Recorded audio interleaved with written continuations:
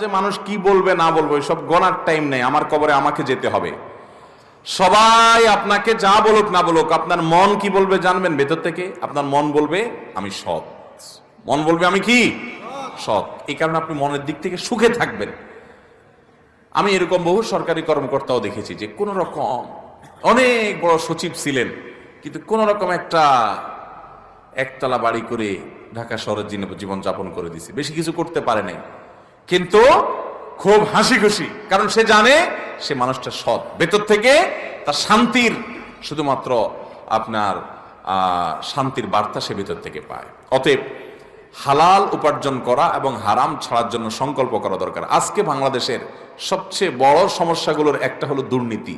প্রতিটা পদে পদে পদে পদে চেয়ারে চেয়ারে, চেয়ার তো দূরের কথা, চেয়ারের পায়া, চেয়ারের খুঁটি, চেয়ারের আপনার কাপড় চোপড়, চেয়ারের পেরাক যা আছে চিপা চাপা সবগুলা ঘুষ খা। একটা টিকিট কিনতে যাবেন ট্রেনের, নাই, কালোবাজারি হয়ে গেছে, ঠিক না ভাই? ঠিক। চতুর্পাশে। অথচ আমরা আবার বলি এদেশে বেশিরভাগ সংখ্যাগরিষ্ঠ মুসলমানদের দেশ।